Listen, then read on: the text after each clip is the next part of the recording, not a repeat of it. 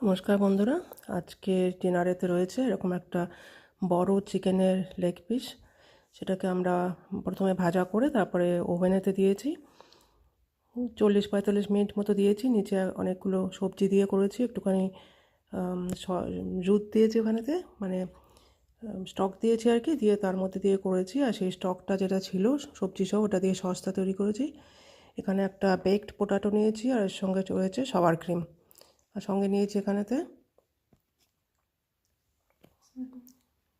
Mango cider. এই ছিল আজকের খাবার। আমার ভিডিও ভালো লাগলে চ্যানেলটি সাবস্ক্রাইব করো অনুরোধ রইল। Thank you very much. Bye bye. Guten Abend, Freunde. Heute zum Abendbrot haben wir Hühnerfleisch, Hühnerschenkel genommen, in Ofen gemacht, so wie wir in Weihnachten machen. Dazu gibt es noch Baked Potato mit Sour Cream, und hier ist noch, haben wir Mango Cider genommen.